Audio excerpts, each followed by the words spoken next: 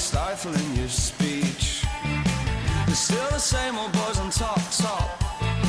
You're quite a little melting pot. Nobody's saying you can't be used violence. Hello boys and girls, you are listening to and watching the Anti-Social Media Podcast. In a blatant attempt to increase traffic to the Anti-Social Media YouTube channel, I am hosting the second part of the Muslim Only Cake Shop podcast here only, before uploading it in 3 weeks' time to the audio version on the podcast on Spreaker.com, Soundcloud.com or on iTunes. In part one, comedian Bilal Zafar made a joke on Twitter that resulted in a barrage of abuse from bigots and racists who took him seriously about opening a Muslim-only cake shop. Since those events, plus the reactions he received to an article he wrote in the independent newspaper about Ramadan, Bilal has gone on to create a stand-up routine that has seen him win the New Act of the Year Awards competition in London, formerly known as the Hackney New Empire New Act of the Year competition, and he came runner-up in the prestigious Leicester Square Theatre competition as well. And he's currently writing and previewing his Edinburgh show based on his experiences, and he was recently signed by comedy agents Avalon as well, who book acts for Live at the Apollo. So remember where you saw/heard him here first, okay?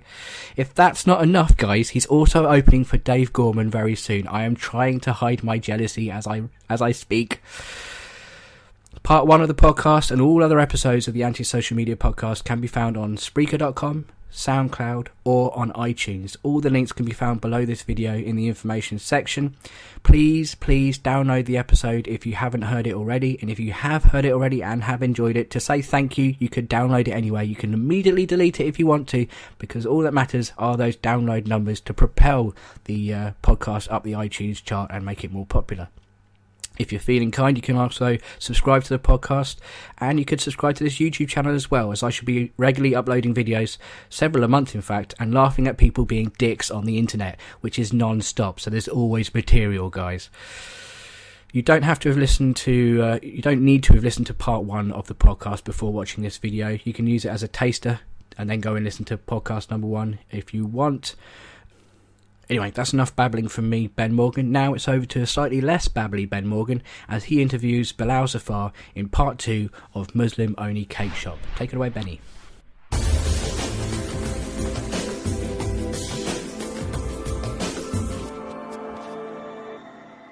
So we're well aware, thanks to what we see online and the previous podcasts that we made, that women receive the most vile abuse. Yeah. From time to time, not in every instance, but you know, to be told they want to cut your tits off and feed them to you. Yeah, I've seen some bad stuff. Definitely. Cannot be that nice, you know.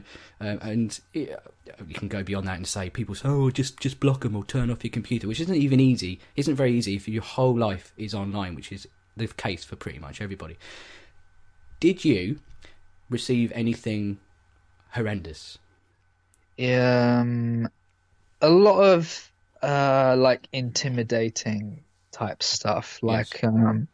Like people saying they're going to come outside my shop, and like people were saying things like, thank Christ. Yeah, exactly. Yeah. And the thing, one of the things was, it was in Bristol, and I've never been to Bristol before, which was just a little detail that I found really funny. Yeah.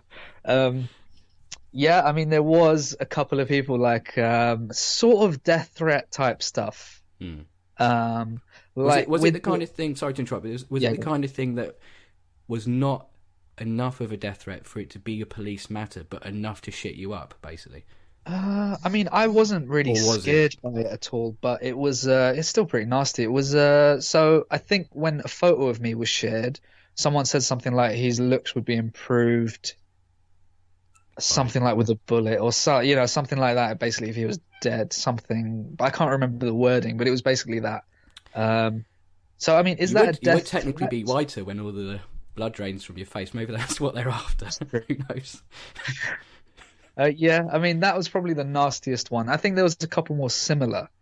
But again, those were the people who don't have their name on their profile at all. They probably do that thing where, you know, you can change your IP address and stuff. They probably do that just in case.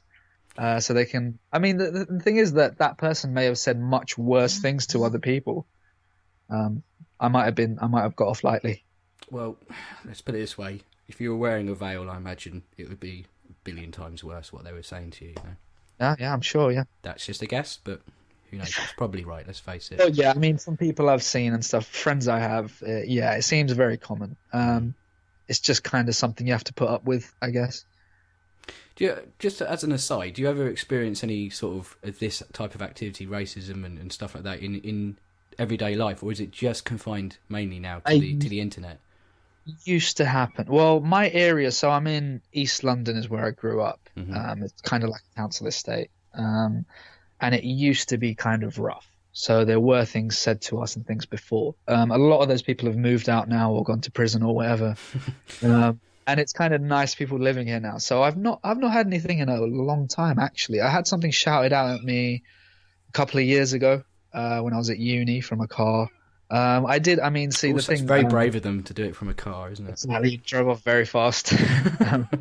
One thing. I mean, it was kind of a big deal. So whereabouts are you based? Brighton.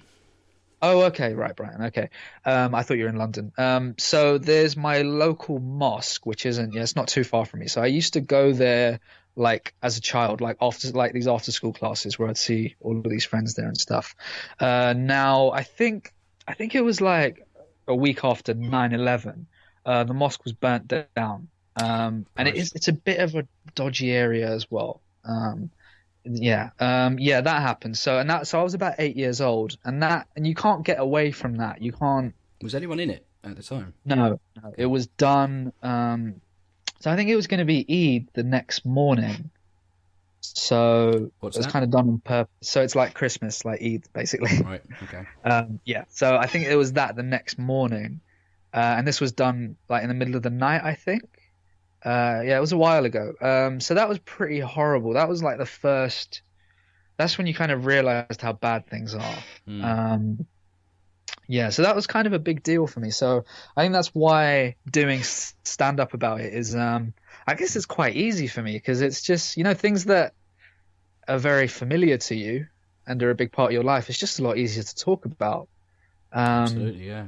Yeah, I mean, if you don't make light of something, I say that's probably the wrong choice of words. If you don't have a laugh about something horrible like that, then it's a great sort of therapy in a way. It's a good way of getting everyone together to realise how stupid some people can be, and essentially saying to them, "Don't be like that," Let's have a laugh at these idiots. I can do that as a comedian. I can literally take a message sent to me and read it out on stage when it's stupid. Other people can't do that, especially when you've got a woman that's just got popular for writing a blog or something, which people agree with, and people are threatening her with rape or whatever. That's that's very different. I know like what I have got is kind of bad, but I acknowledge that there is a lot worse stuff, and the internet can be really nasty.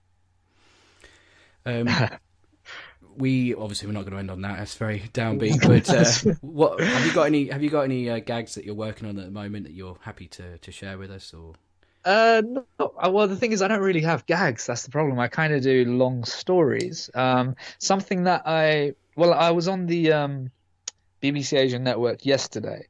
And I started talking about something I've kind of wanted to write about, and it's the fact that because of my race and religion, I get asked to do certain things, and I need to do it because I need the publicity. So, any sort of media stuff. So I get asked to, go on Radio 5 Live and something over the phone and talk about like young people joining ISIS, and I don't have a clue about it, and I'll literally.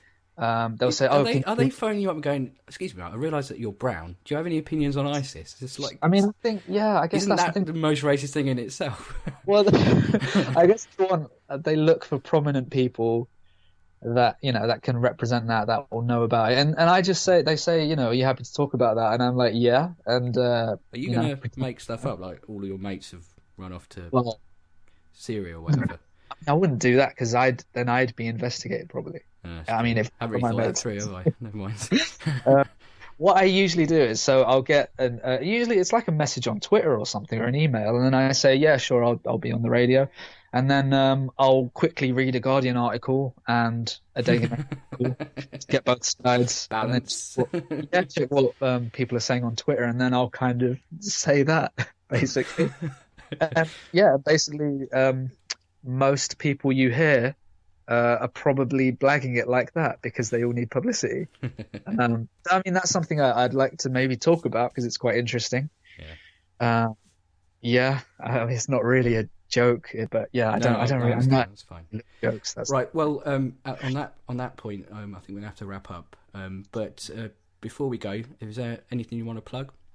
Well, I'm hopefully doing my first Edinburgh show, which is the cake story, the whole thing, this August, throughout August in Edinburgh, and I will be doing a bunch of previews throughout London. Now, I can't give any specific dates. That's the only thing. So if people do follow me or find my website, which is bilalzafarcomedy.com, Twitter then is Twitter is Zafar Cakes.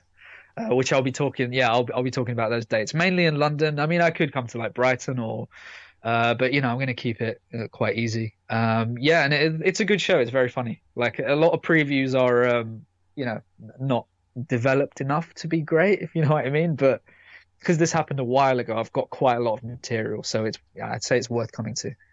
Yeah, that's it really. good stuff. Okay, well, thank you very much for joining us here, and it's quite an enlightening, interesting story, very funny too. And good luck with Edinburgh. Thank you. I'll just wrap up by saying once again, thank you to everyone who's downloaded. Remember, this podcast is available on iTunes, Spreaker.com, and most recent episodes are available on Soundcloud. Please join us on YouTube, Anti-Social Media Podcast, and subscribe there. So at least one video every week, and follow us on Twitter, ASM_podcast. Thank you very much for listening. Thank you, Bilal, once again. Thank you. And we'll see you next time. Bye bye.